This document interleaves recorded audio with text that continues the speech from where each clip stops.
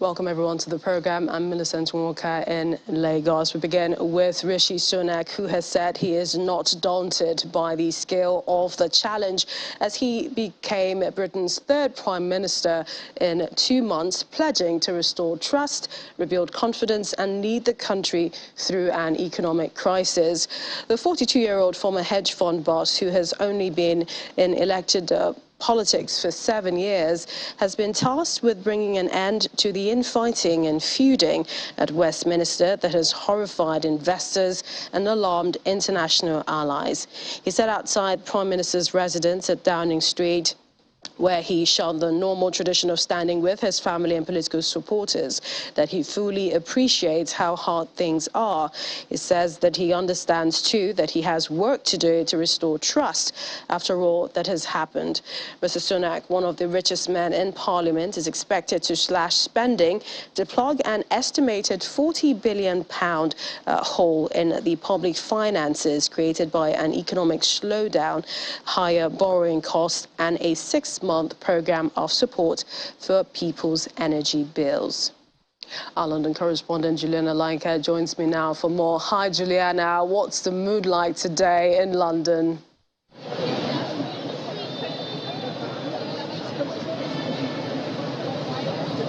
I've got to tell you, Millicent, it is pretty busy here. We've got a large cohort of British Indians obviously celebrating the historic coronation of Rishi Sunak as Prime Minister. They're handing out Diwali sweets. It's much better than when we last spoke here, when it was all doom and gloom on Thursday following Liz Truss's shock resignation. But look just how, time flies in British politics. And it has been a very, very busy day this morning. It began with Liz Truss, straddled by her family, her husband and her children, saying a fond farewell to the British public, insisting that things will get better. She, of course, said goodbye to King Charles III, and then swiftly we had Rishi Sunak, the youngest Prime Minister in Britain in over 200 years. Millicent, he is 42 years old. He was the first Prime Minister that King Charles I has anointed, shall we say. And then he gave that pretty strong statement in front of number 10 Downing Street, saying to the public, as you just pointed out, that he is pretty much aware of the daunting task that's ahead of him, and he is prepared to face it. We'll have to find out, within the next couple of months, if he lasts that long, if he is up for the challenge. But certainly he has been busy so far. There has been an ousting of Liz Truss supporters. Vicky Ford, who may be familiar to people on the African continent, she was a minister in the Foreign, Commonwealth and Development Office. She is out. Jacob Rees-Mogg, former Commons leader, former business secretary, he also handed in his resignation, and the list goes on and on.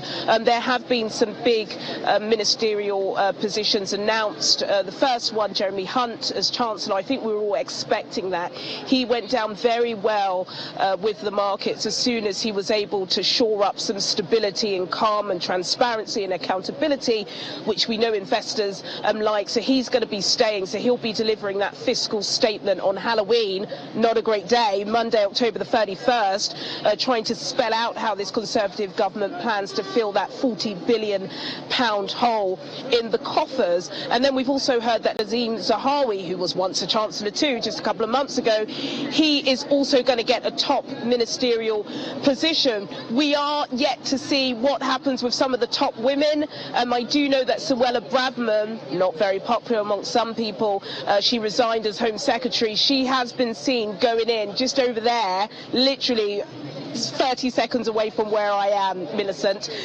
Could she get Home Secretary? We'll have to wait and see. Kemi Badenoch, British Nigerian, she was International Trade Secretary. Is she going to get a top job? We still have to wait and see, but it does appear as if Rishi Sunak is trying to reunite the party, and that's exactly what he'll need to do if he doesn't want to, get ousted by some of the backbenchers, which is what happened to his predecessor.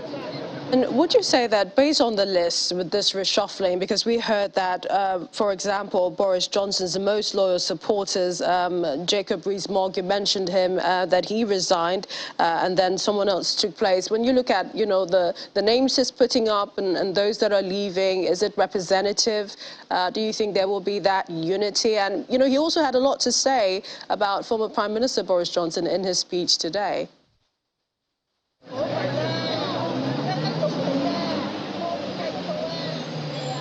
He did. I actually have a little bit of his speech, and I will tell you exactly what he said about Boris Johnson. He said, "I'll always be grateful to Boris Johnson for his incredible achievements, and I treasure his warmth and generosity of spirit. And I know he would agree that the mandate my party earned in 2019 is not the property of any individual."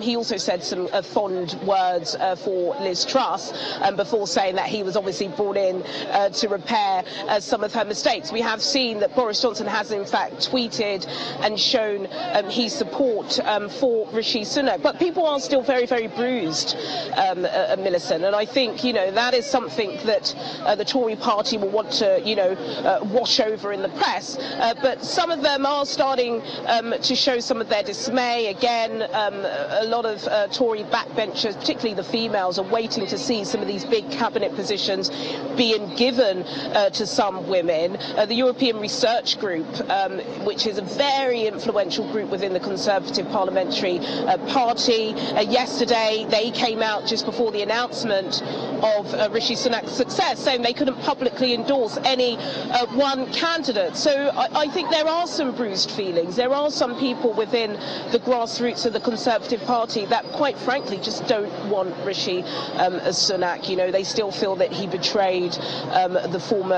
Prime Minister. So we'll just have to wait and see. But I think that kind of momentum of wanting and needing a general election has kind of waned a little bit. But, you know, you've got to look at the polls, and the polls do suggest that the British people still want that general election. But I think the Conservative Party know it's in their best interest to back Rishi so that they can get through this term of Parliament.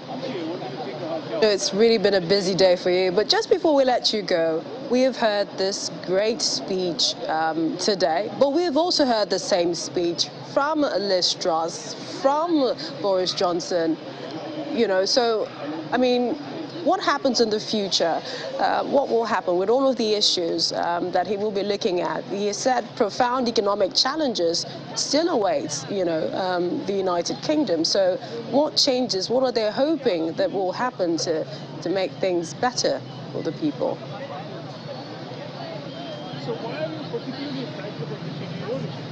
Yes, I've met him many times. Well, I think for some people, Millicent, nothing changes, and I think that's the issue that Rishi Sunak has to face. Some people who were backing Penny Mordaunt said they wanted her because it was a fresh face.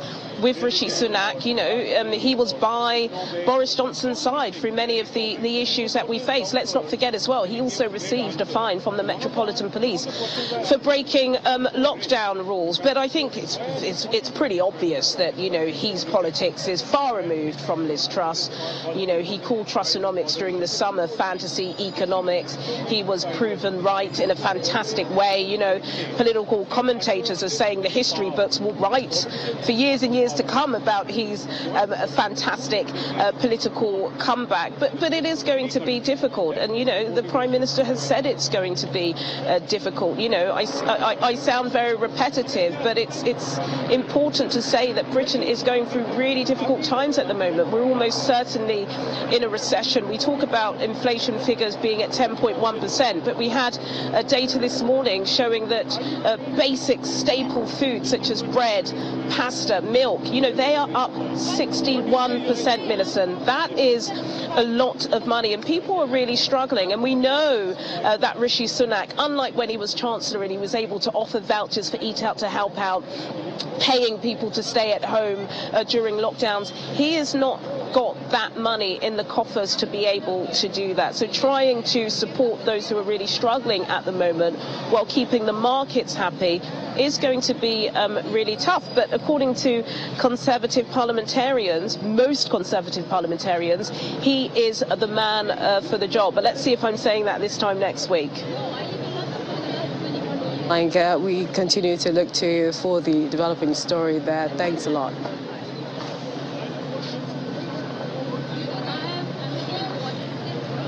And just like Juliana said, Rishi Sunak is reshuffling his cabinet after many of Liz Truss's ministers resigned and or were sacked. Now, Jeremy Hunt will remain in the post of Chancellor. He took on the role after Kwesi Kwarteng's disastrous mini-budget and then scrap most of it. Dominic Raab will return, though the roles of Deputy Prime Minister and Justice Secretary.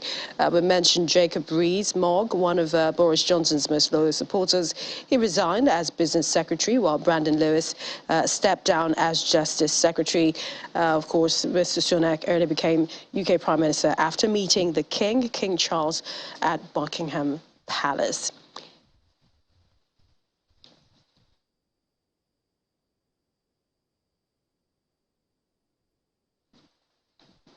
Let's talk some more now about the politics in Britain. Joining us is Ambassador Joe Keshi, former Permanent Secretary, Ministry of Foreign Affairs. Thank you for joining me on the program. I mean, what are your thoughts on the UK's, what some would call political storm, this last few days leading to Rishi Sunak's selection? Well, storms in politics are almost normal. And after the storm comes the calm. And today, I think I was really, thrilled to listen to the new Prime Minister, the new Prime Minister that delivered a very powerful, speech that I think, and I want to propose that Nigerian politicians and the Nigerian people should listen to that speech as we prepare for the next election. In that speech were so many messages. First, he admitted that mistakes were made. Secondly, he also admitted that in the last couple of periods, there has been integrity issues in the party. And he promised he was going to address the mistakes, he was going to address the integrity issue, he was going to be transparent, he was going to be accountable to the people, particularly to his party, and ensure that he unites the country. Why am I raising this? I've always said to people, if you don't know what to do, watch television. And when you watch television, you learn a lot. And today, as I sat down listening to that speech, what went to my mind was that, well, he has promised to restore calm stability and address the profound challenges, as he put it, economic challenges in the country. So you can see a leader already prepared, recognizing the problems of the past, the mistakes that were made, gave a promise that he will address them, and he is said to do that. Why do I say Nigerian politicians need to learn? We are in an election season. And so far, those who have made mistakes in the past are not doubling down that they will continue somehow with the same mistakes that have been made. And those in the past, nobody's offering one single apology to anybody. Yesterday, I heard Mr. P2B saying that there are a lot of apologies to be made in this country. And I remember that today because here you see a new British Prime Minister indirectly apologizing to the people for the mistakes that have been made and promising to ratify those mistakes. And I think it's a lesson for our politicians as well in this country to admit mistakes have been made and to promise that those mistakes will be addressed. Even though it appears the Conservatives are going ahead, there are still calls for a general election, which Labour, also the Scottish First Minister, Nicola Sturgeon, is talking about. They're saying that Rishi Sunak has no mandate. Well, look, this is British politics. Sunak will not call an election immediately as long as the opinion poll continues to show that Labour will beat the Conservative Party in the next general election. And again, that goes back to what he said, that he wants to correct the mistakes that have brought the the reputation of the Conservative Party in the last couple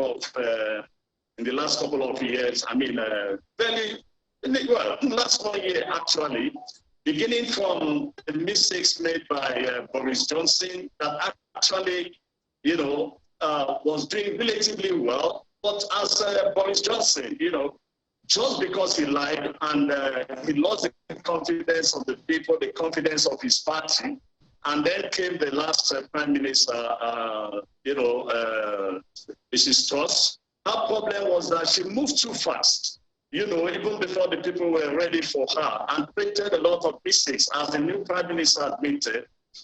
So for Sunak, his first priority is take care of this mistake, address the economic problems, and then set the country on an irreversible process of growth. And of course, when it begins to see changes in the opinion poll, certainly they will go for an election. For sure, if they go for an election today, the likelihood is that the Conservatives will lose. An ambassador, Labour leader Sir Keir Starmer did say that Liz Truss shouldn't be entitled to that sum of money that all former prime ministers are entitled to, about £115,000, saying that, this is a yearly allowance she's entitled to. He's saying that she shouldn't get it and saying it's out of, morality. What do you think? Look, I think that's just been petty. The lady has been prime minister. Even if she was prime minister for 1 day, her pictures will be all over the place in the cabinet room as prime minister for the something days. And if that's what the law said, that a prime minister on retirement or being removed from office is entitled to ABCD. Look, the British people and the nation, the United Kingdom, has far more challenging problems than the issue of 100 and something thousand annual for Mrs. Truss. That comes down to less than, or just a little bit above £10,000. Is that what is bothering the Labour leader? The Labour leader should focus on winning the next election. All right, I guess all eyes will be on that. We'd like to appreciate your time. Thank you so much, Ambassador Joe Keshi, former Permanent Secretary, Ministry of Foreign Affairs. Thank you for talking to us, albeit difficult audio there. Thank you. Still staying with the British politics as we take you back to where it all started. Rishi Sunak became British newest Prime Minister.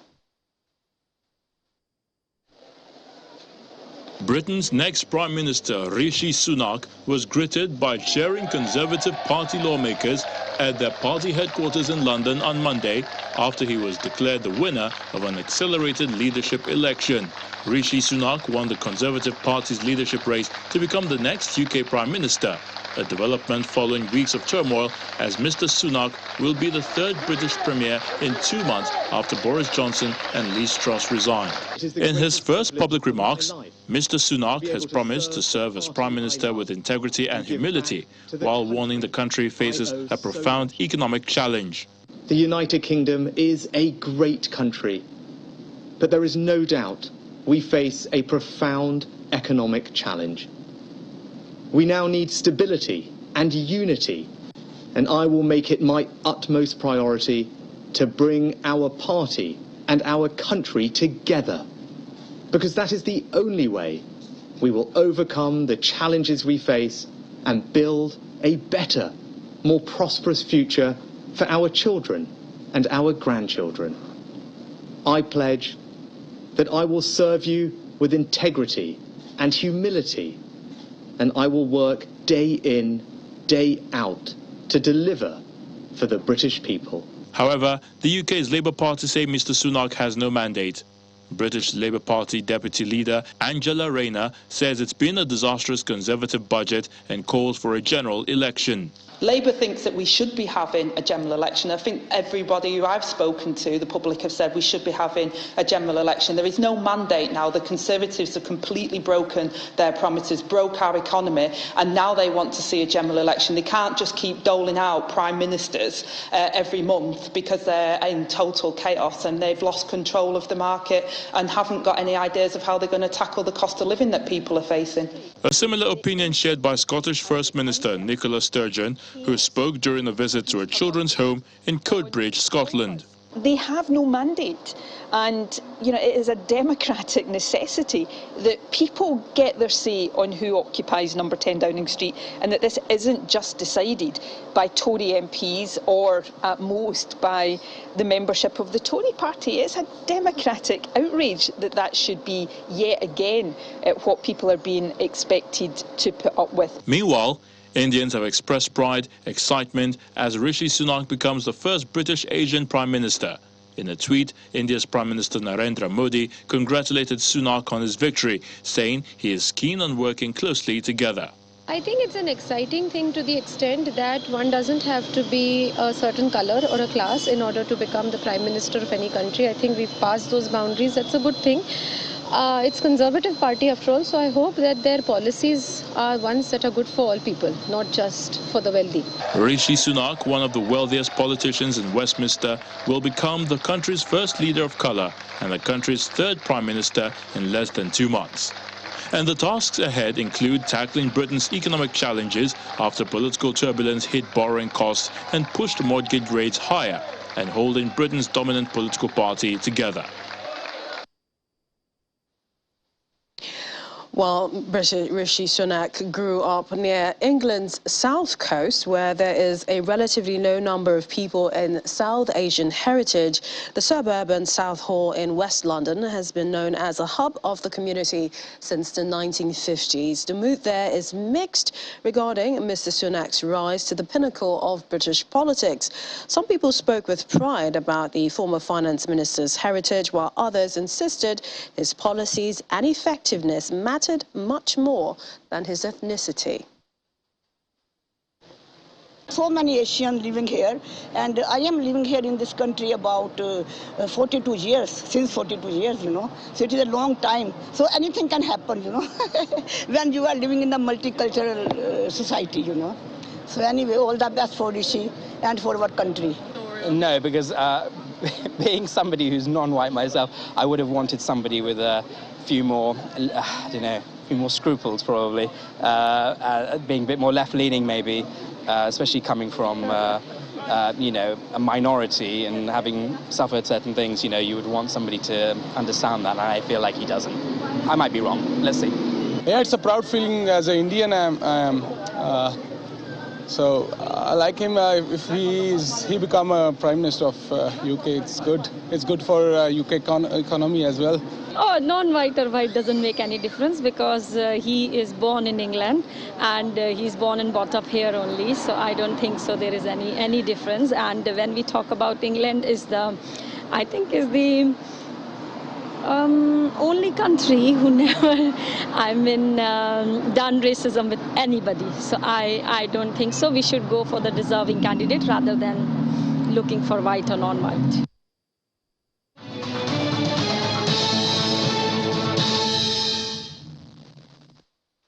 And the latest in Russia's invasion of Ukraine. Ukraine's nuclear agency has warned Russian forces that they may be preparing a terrorist act with materials at the occupied Zaporizhzhia nuclear power plant. The allegation comes as Russia doubles down on its claim that Kyiv could use a dirty bomb, saying it will bring the issue to the UN Security Council. Well, the UN nuclear watchdog is preparing to send inspectors in the coming days to 2 Ukrainian sites at Kyiv's request. seemingly in response to Russia's accusation. President Volodymyr Zelensky is appealing for further financial support at a Berlin conference on reconstruction. European Commission President Ursula von der Leyen urged support today for the fast rehabilitation of Ukraine as it faces what she called targeted attacks by Russian forces on civilian infrastructure. Speaking in Berlin at a conference to discuss the recovery and reconstruction of Ukraine, Ms. von der Leyen said Russia is clearly working to cut off Ukrainians from water, heat and electricity services as winter approaches. She said such Russian attacks are pure acts of terror. She also described the scale of destruction in Ukraine 8 months after Russia launched its invasion as staggering. According to her, quote, "These are hard, scary, painful days for Ukrainians, but they are showing us that they have hope and confidence in the future and they will keep fighting for it. And it is their future that brings us here today." The conference involves representatives from national governments, academic institutions, international organizations. The EU said the talks would cover how to prioritize Ukraine's needs and what options exist for financing projects. For German President Frank-Walter Steinmeier, Germany has been forced to take cover in an air raid shelter during his first visit to Ukraine since Russia's invasion. After arriving in the capital, he headed to the northern town of Kurykivka, but was forced to take cover when sirens went off. According to him, we spent the first hour and a half in an air raid shelter. That really impressed upon us the conditions in which people here are living, his words. Meanwhile, a Russian court has dismissed US WNBA basketball star Brittany Griner's appeal against a 9-year sentence for possessing and smuggling vape cartridges containing cannabis oil. Griner and her lawyers had asked for acquittal or at least a reduction in her sentence, which they said was disproportionate to the offense and at odds with Russian judicial practice. The presiding judge said the verdict was upheld without changes except for the counting of time served in pre-trial detention as part of the sentence. Griner, a 2-time Olympic gold medalist, was arrested February 17 at a Moscow airport a week before Russia sent troops into Ukraine, and her case has inevitably been viewed in the context of the ensuing crisis and the US-Russian relations. The US charge d'affaires in Moscow, Elizabeth Rood, who attended the hearing, called the sentence excessive and disproportionate. The state prosecutor said Griner's August 4th sentence of 9 years in a penal colony was fair, but Alexander Boykov, one of her lawyers, told the court that no judge, hand on heart, will honestly say that Griner's 9-year sentence is in line with Russian criminal law. I've been here almost 8 months, and people with more severe crimes have gotten less than what I was given.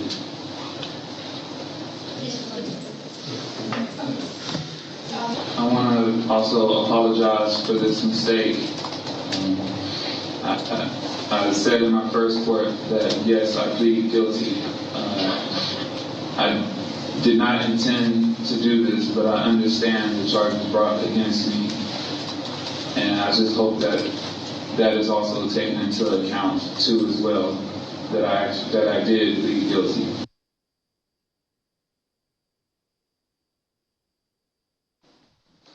Well, the U.S. House of Representatives Speaker Nancy Pelosi today condemned Russia's actions in Ukraine and reaffirmed support for the country. She said the U.S. Congress condemns the actions of Iran in supplying the kamikaze drones. Iran has denied supplying them to Russia for use in Ukraine. On Monday, Iran's foreign minister said that the country will not remain indifferent if it is proven that its drones are being used by Russia in the Ukraine war. Ms. Pelosi accused the Russian regime of war crimes in Ukraine.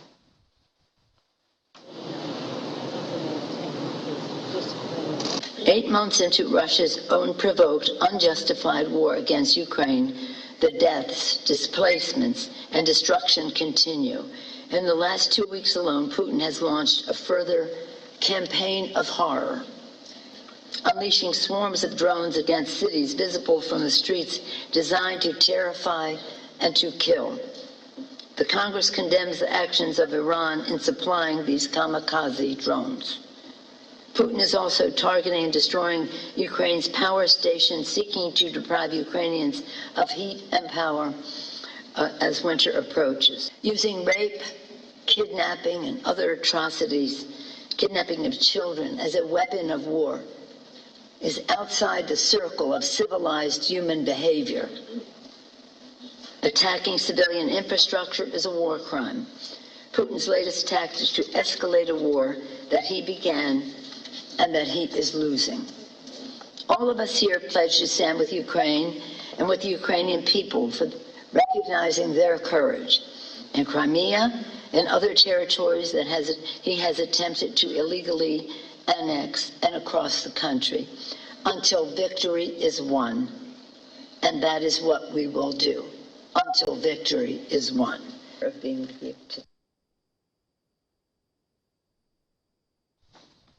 Our Washington correspondent Maria Bird joins me now for the latest. Maria, thanks for joining me. First, tell us, how is the United States reacting to this appeal that has been rejected by Russia's court regarding Brittany Griner?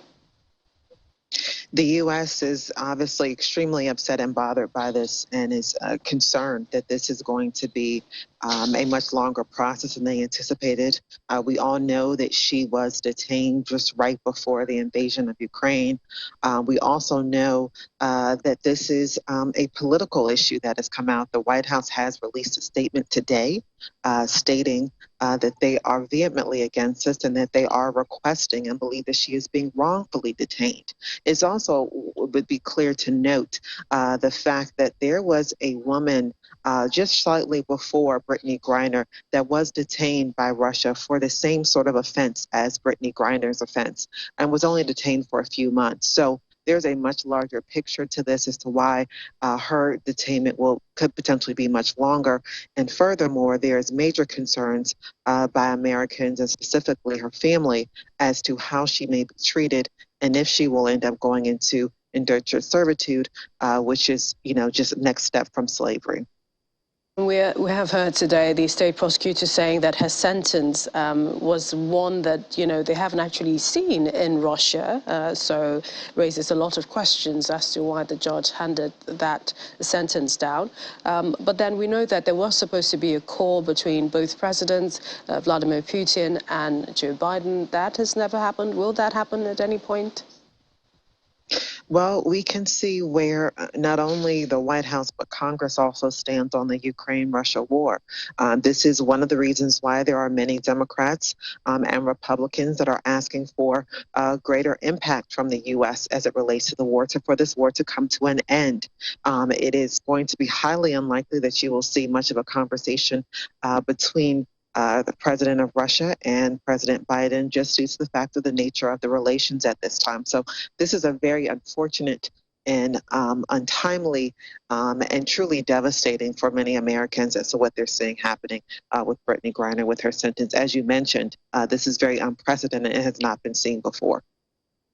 What are members of Congress doing, and what else are they going to do differently from the presidency? We just listened to Ms. Nancy Pelosi talk about the kamikaze drones and Iran's role in that, and talking also about war crimes. Could Congress be taking an action separate from the president?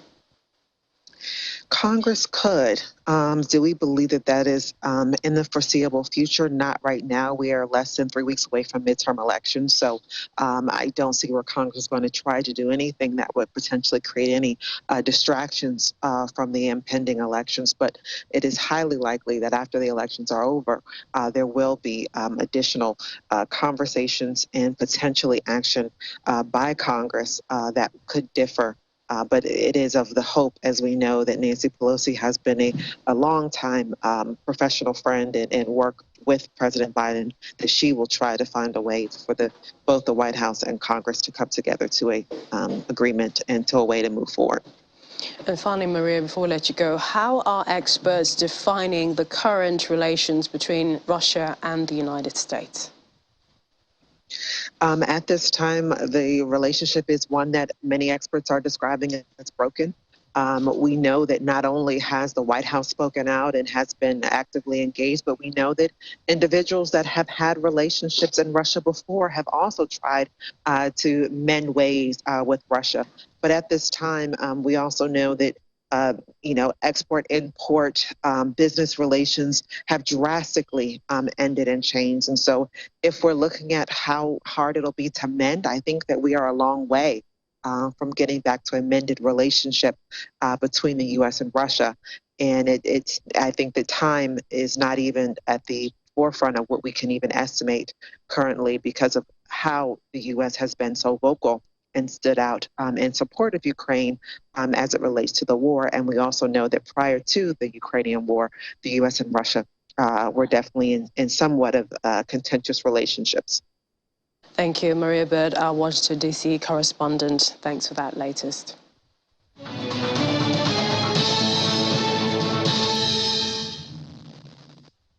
To other stories now. Fresh footage emerged showing more of what happened before China's former leader, Hu Jintao, was dramatically led out of a session during last week's Communist Party Congress in Beijing. It shows in greater detail how outing Politburo member Li Xuanshu to Mr. Hu's left takes a file away and speaks to him. Then China's current leader, Xi Jinping, gives lengthy instructions to another man who subsequently attempts to persuade Mr. Hu to leave. The unexpected moments led to intense speculation, with some arguing that it was a deliberate power play by Mr. Xi. But in the meantime, one-time head of mission, Embassy of Nigeria, Beijing, and former ambassador to the Netherlands, has been speaking on China's relations with Africa. He believes that countries on the African continent can do more for themselves rather than what he calls dependency syndrome.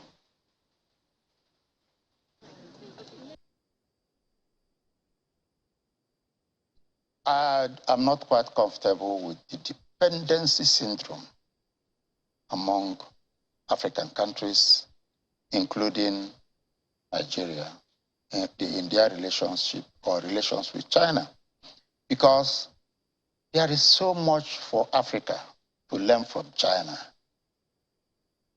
Whether we like it or not, China is the future. China will eventually dominate global economy. And it is for Africa at this stage of its development to key into China's progress. China has adopted what is called BRI, Belt and Road Initiative, linking up more than 100 countries. Think about 120 countries. For the future, that all African countries have been doing is asking for loan from China. In fact, the last time COCAC met, that is China-Africa, the body that enhances relations between China, that China and Africa used to enhance their relations, Africans use it as a platform to ask for aid. The last one, they expected, I think, up to 60 billion or more than that. China did not give them because they simply go tap in hand, asking for money, when in actual fact, what China wants is cooperative relationship, mutually beneficial relationship. But Africa, unfortunately, Africans are looking for a country they will depend on. China has made progress, they now want to depend on. It will not work. And we go over to the United States, where inflation there continues to be uncontrollable. In an effort to help Americans, the U.S. President Joe Biden is taking action to access U.S. oil reserves. Our Washington, D.C. correspondent Maria Bird brings us more.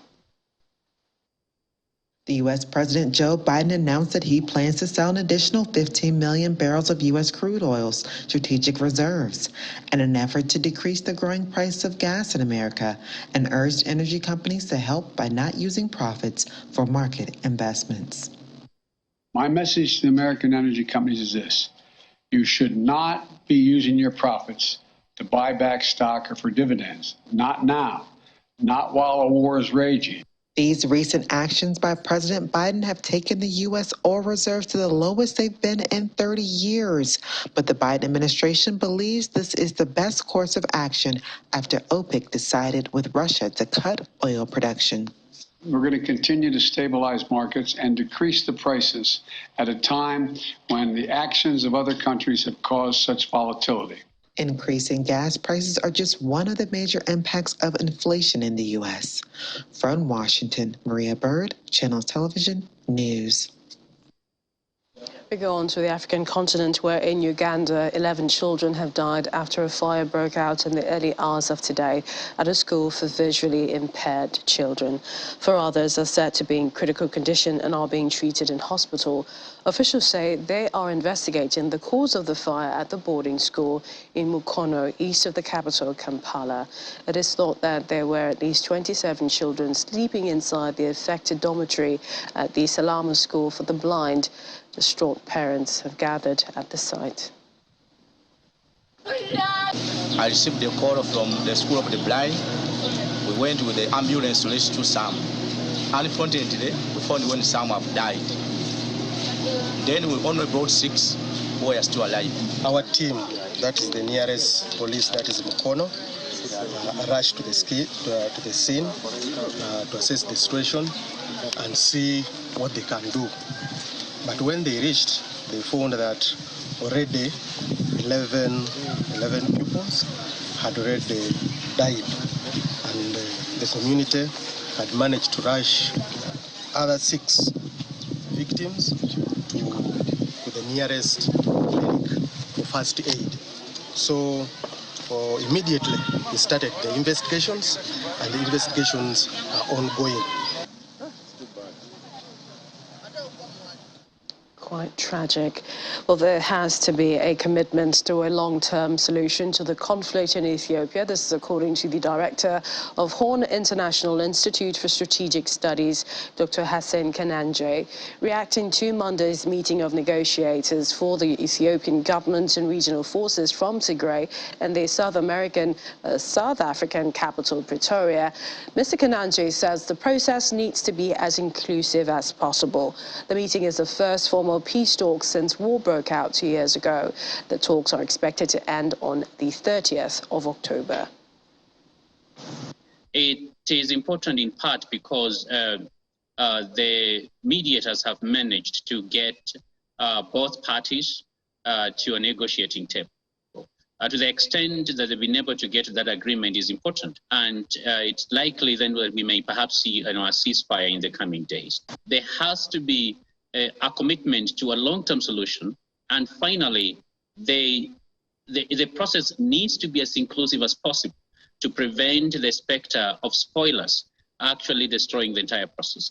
Because previous attempts, not just in Ethiopia, but of similar processes, one thing that they've always left out is they've not been as inclusive, and therefore that ended up actually invalidating whatever agreement that may have been arrived at. The African Union is headquartered, of course, in Addis.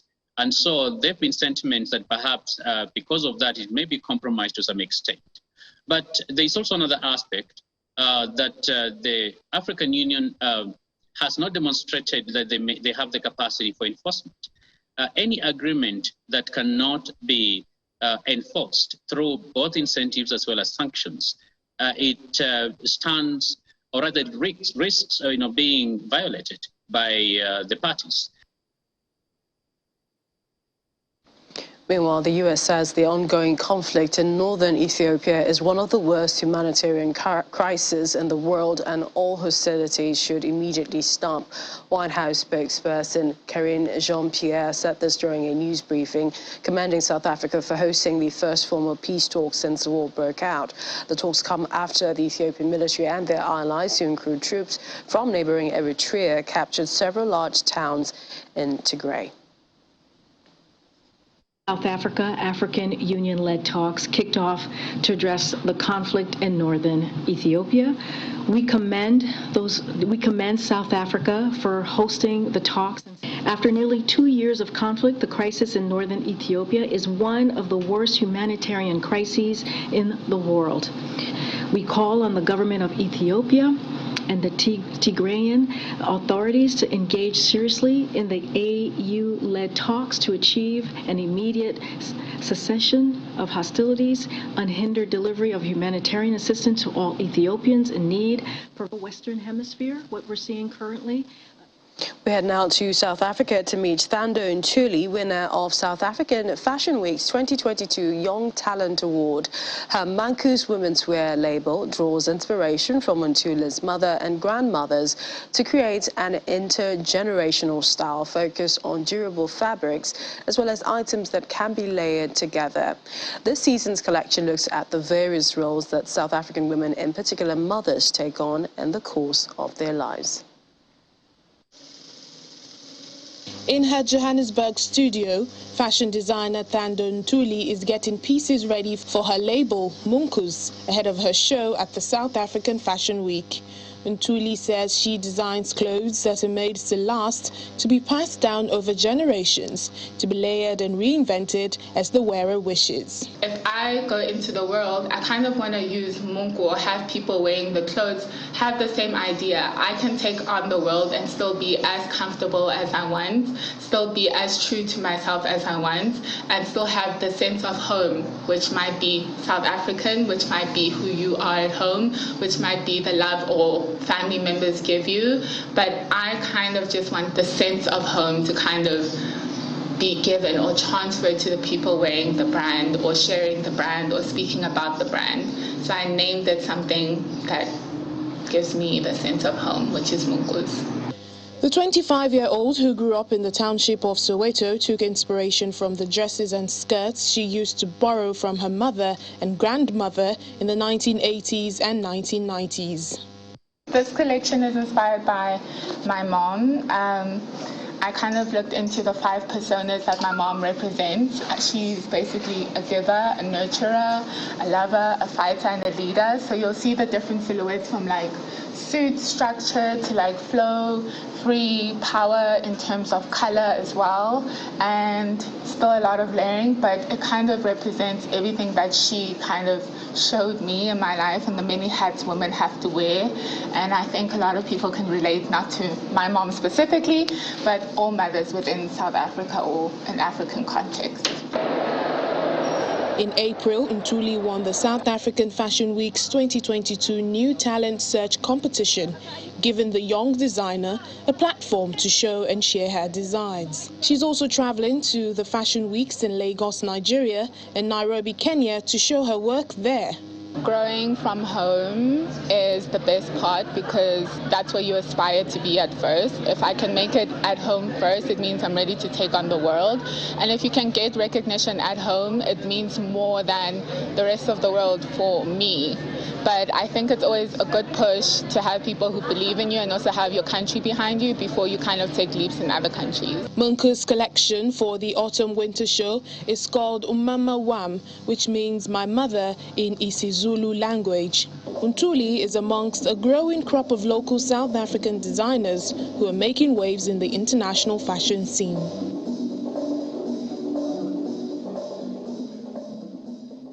And that's how we wrap up the world today on the runway. Thank you for watching. I'm Millicent Walker. Bye for now.